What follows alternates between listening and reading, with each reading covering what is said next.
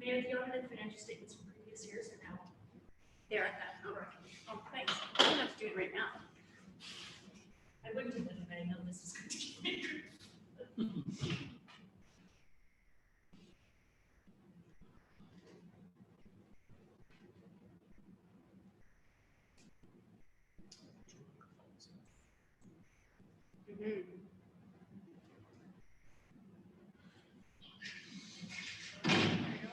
Mayor, the audited financial statements from previous years are now.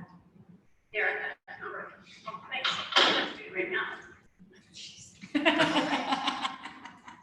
So I will tell you all that the camera and microphones are working and we are live to YouTube. So Mayor, whenever you're ready to call to order, we are.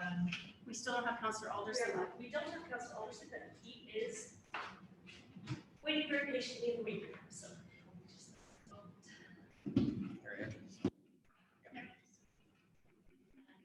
if you'll let me do a quick audio check on for each of the councillors. Councillor Fraser, can you hear us well? I can. Great. Councillor Alderson, can you hear us? Yeah, I can hear you. Wonderful. Hello, all. Can you hear me?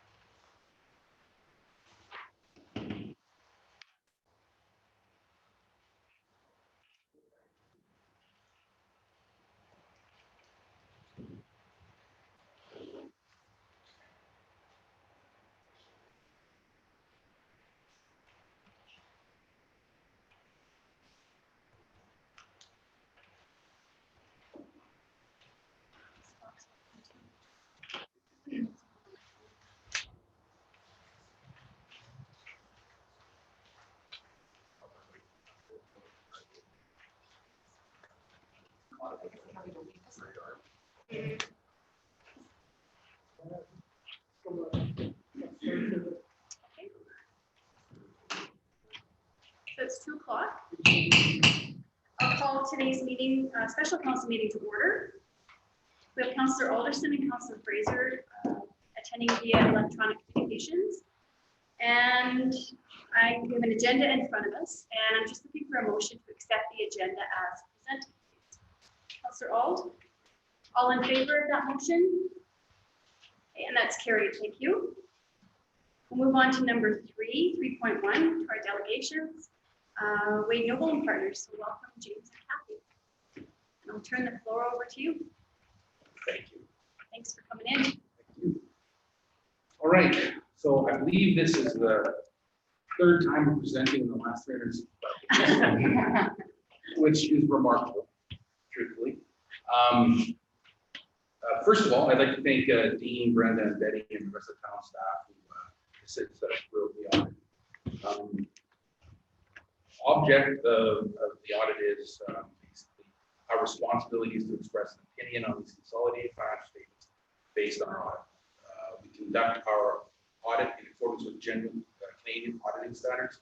Those standards require that we comply with ethical requirements and plan and perform the audit to obtain reasonable assurance about whether the consolidated financial statements are free from material misstatement for the following reasons: council and management, provincial government, ratepayers, and other parties interested in the financial operation account. Canadian auditor standards also require the auditor to address the audit committee or town council during the audit as required. Giving assurance to our independence, which we do now, and we have a letter provided to you during the planning stage of our audit, as well as confirming our independence again with the audit findings letter that we provide to council. Outline the responsibility of rest of the council management versus responsibility of the auditor with respect to the financial statements. The president and preparing and fairly presenting the financial statements in towns. basically what is required for us and what's required for town management.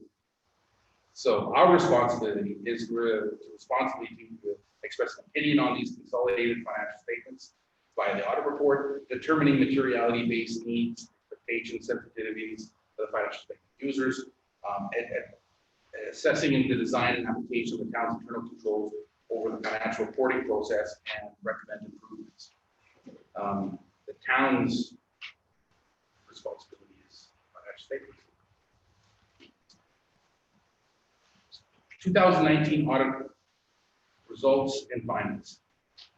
We received the full cooperation from management. We had no disagreements with management that were not adequately resolved. We were not made aware of any potential fraudulent activity. Based on our work, we did not find any evidence of fraud. We did not encounter any indication of illegal or possible illegal acts, nor any fraud. We will issue a lengthy letter to management with observations and recommendations designed to help the town improve their system of internal controls and other matters. Many of the 2018 issues continued in 2019, but were subsequently dealt with either by management later in 2019, because that's the change happened at the beginning, and then there's a lot of things that have changed in 2020 here already. So you got to take the management letter with a little bit of a grain of salt, because it's going to look bigger than it should if it was only a half year, if that makes sense. I highlighted the 2019 financial statements. So if everybody would flip to, I guess, page 1, which is about page 5. Excuse me for just a second. Sure. James. Councillor Fraser, Councillor Alderson, can you hear James? Okay. We're just gonna. It's like every second or third word is gone. Like it's dropping. It might be an internet issue. Okay. But Councillor Alderson, you can hear? Oh, We can't hear you. Sorry about that. Yes, I can understand him. So it goes up and down a little bit, like cutting in and out a little bit, but I can piece it together. It's a little hard, but yes, I understand what he's saying. You can hear me and understand. does that sound? Laura's just turned the microphone around to him. So is that better? Does that sound any better? That's better. That one sentence is good. Okay, thanks, guys. Okay. Thanks, James. Sorry for the interruption. No problem. Yeah, so we flip to consolidated statement of financial positions. I think it's the one that's labeled page 1. Yep. But really. Yeah. All right, so just a couple of highlights on this page. If you look at your cash and temporary investments, they're up $3 million from 4.6 in 2018 to about 17.6. Accounts receivables are down 1.7 million, which is primarily due to the counting of amounts receivable being down at the same time as last year. Last year, there was quite a large amount that was due. Accounts payable TCA is up $660,000, relates to projects ongoing during the year end. The deferred revenue is down $800,000. Various grants and funds have changed. Overall, the net financial assets are at about $10 million, up from 8.2 reported in 2018, a net increase of $1.85 million. If you flip now, don't flip, but go down to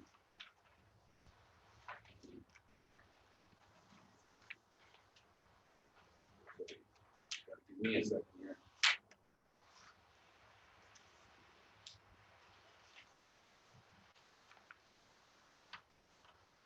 Oh yeah, sorry. So that's everything on the whole page. We'll get back to the surpluses at the bottom. These statements are different, obviously, than your regular financial statements where you have all the assets and liabilities. We kind of flip around here a bit. So if you flip the next page, you go to your consolidated statement of operations.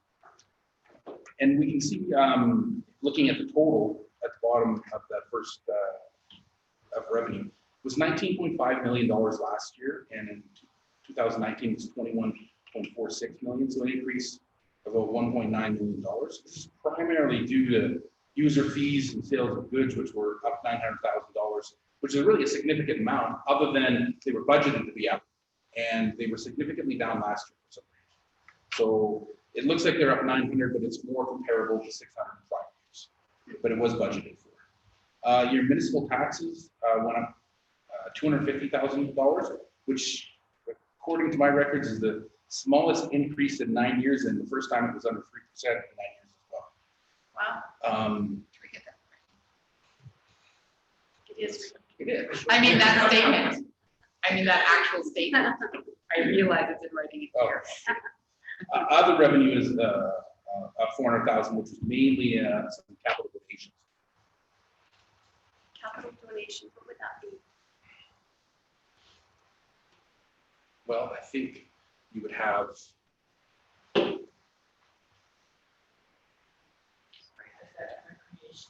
Yeah, recreation donations. I don't have the detail of the. Like sponsorship? Yeah, Pardon me? oh, yeah, it is. That's Sorry. right. Spray park. Oh, okay. Yes. Maybe 300. Yeah. There's a 75 and 75.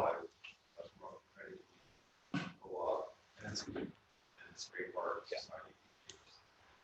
That's right. Okay, thank you.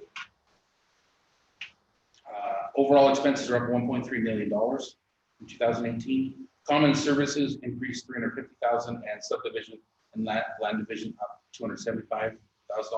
Both those amounts are up due to an increase in contract services and wages. I believe you added a position or two to one of those, right? Or maybe for the full year.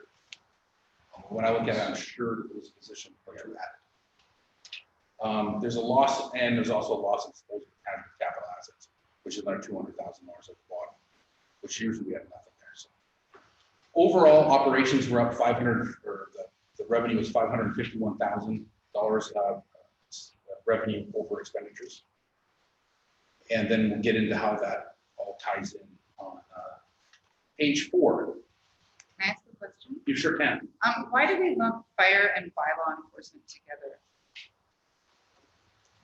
It's not, it's whatever you want. Yeah, okay, then I'll see maybe. Or- Well, one of the things is basically the statements that we're supposed to go by or follow, they group it together. And I think it's because, you know, if we can break a lot of it out. So it's one of the things they said are similar enough to group together. Again, all you need to do is talk to management. I'm sure they'll break it out. I've never seen it not broken out. I was just curious You because certainly can. one's a shared and one. It's whatever you want. Okay. All right, so where are we? We're turning to page 4. I think it's, no, I lied. 3?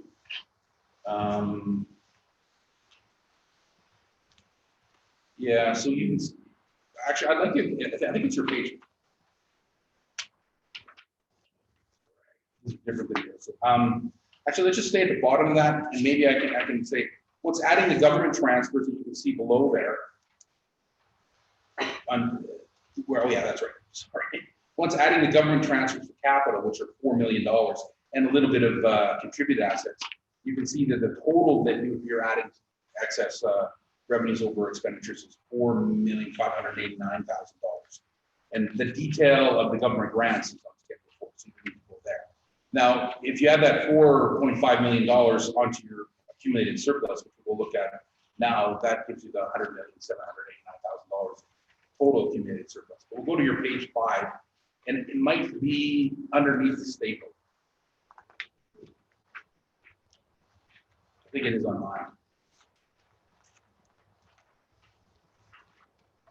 So that would be consolidated schedule changes in accumulated surplus. Horizontal sheet. So if we look at the balances at the beginning of the year, they totaled $96,199,000. That contributed of, or consisted of equity and tangible capital assets, restricted surplus, and your unrestricted surplus. This year, if you look at your unrestricted surplus, you had $4.5 million worth of excess revenue over expenditures, and then all the transfers between your restricted surplus, which is your reserves, and the equity and tangible capital assets, which is really your property, plant, equipment. And so you can see all those transfers for the different items that hit there. If you look at your restricted surplus, again, that's usually your reserves. You can see the money that was directed out for capital, the money that was directed out for operating, and then the ones that you scheduled specifically back in for future uses of capital of $2.278 million. In the end, what that means is you contributed an additional $600,000 to your reserves, giving you $7,326,000 worth of reserves. Your equity and tangible capital assets started at $82 million. You bought $6 million worth of assets, had a little bit contributed. You had depreciation as well as then you also paid off some of the capital debt, which increases it as well, meaning that you increased your equity and tangible capital assets by just about $3.3 million, meaning that it's now at $85.647 million. The remaining amount is the $706,000 that you've allocated to your unrestricted surplus, going from 7.1 to $7.8 million, and that's just your unrestricted surplus if you haven't designated anything specific. Overall, you can see that you went up basically $4.6 million of surplus, accumulated surplus under your three different types of surplus to give your town overall over $100 million worth of surplus. I guess, you know, if I'm looking at the statements as a whole, again, I think you're in a reasonably strong cash position. We have $17-ish million worth of funds. You've also allocated future use of at least $7 million of it, and then you have, you know, regular reasons for having certain funds. I think you're in a good position to continue to, you know, replace assets and the proper structure, the infrastructure that you require at the same time. You know, being healthy, and you did raise taxes only by $250,000 is significant. So I think that's a good step if I was looking at every fold. That's it, unless questions. Sorry, just 100 million. Is your accumulated surplus? Basically, we sold everything we owned. Okay, Do that. Yes. thank you. Yeah. You read my mind. It's book value. They call it surplus, but it's not surplus.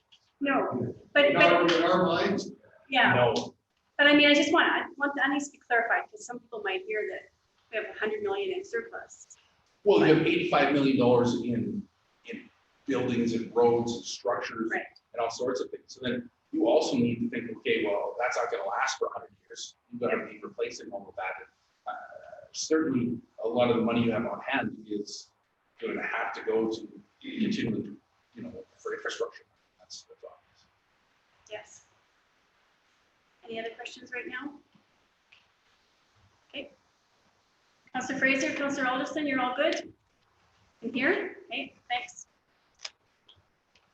Well, thank you. And thanks for letting our firm present your statements. That's it? That's all we're gonna go through? You don't wanna go through page by page? Yeah, you know what? I can spend 5 hours going through it. If there's anything anybody wants to go through, I would happily go through it. It's just, do you want to go through the notes, or sometimes we look at your surplus, they're really your surplus, and your adds and deletes. Sure. I'm good with whatever you guys want to do. What do you guys wanna do? Is everybody clear on this? I'm clear on this. Good? I don't want to sit for 5 hours. No. We Well, don't. no, we can also sit for 3 more minutes. Like, Okay, well, I'm let's- happy, whatever you want to look at. so we're actually creating this surplus. Council. Oh, then we're good. Well, because now, yes, after you've seen what you have left, that's always the best time to allocate what you want to do and how much you have to keep. That makes complete sense. You're just talking unrestricted surplus, not restricted. Yeah, so council members, council asked about the surplus policy.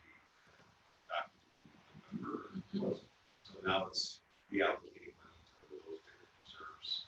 Plus for unrestricted surplus.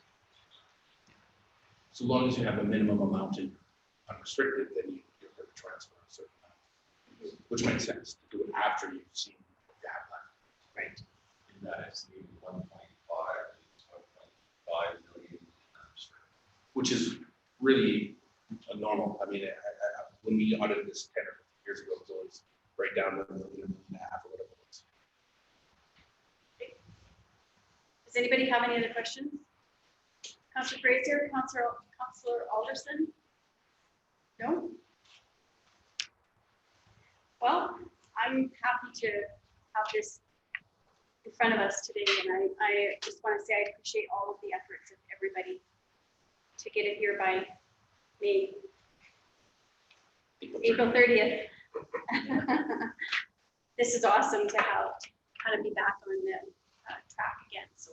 I think, like I said, 17 was, I think it was May 14th that you did 2017, and then, May 14, 2019. and then October-ish for 18, and then Now, now. it's good. Good job, everybody. Yeah, for sure. Yeah. Just doing things in a different way and Well, there was a lot of things that got, that you guys have continued with new procedures and policies in place, which is way better than just getting the work done so that it can get done in the future. right. And so I think that was something that was done by management. They got a lot of procedures in place that helps whoever's there. For sure. Yep. Well, that was pretty quick, 15 minutes. So, I think that's it. It depends if you want me to file the FIR today. Are we? You would have to approve the statement. Yeah. Oh, I have to sign it now. Well, no, the council would have to approve the statement. Yes, no, I know. And I mean, you're not in any rush, but That's why we're having this meeting. you have the ability to. Yes. So I'm gonna ask the question one more time. Does anybody have any other questions? Okay. So then, just looking for a motion to approve the audited 2019 financial statements. Councilor Phillips. I'll make the motion. Okay, all in favor of that motion? Okay, that's carried. Thank you.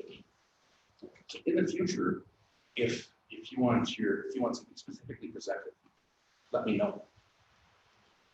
You know, more than just, That's I good. try to do I'm not sure how much you guys want me to ramble. No, I mean, we can also look at these now, and if we have any more questions, we can ask Tuesday and reach out and get clarification, so. Okay. I know how much effort has been put into this, right, up to this date, so very comfortable with the team that we have doing the work, so. Thank you. Okay. So it's 2:20. I will adjourn the meeting. Thank you. Thanks, everybody.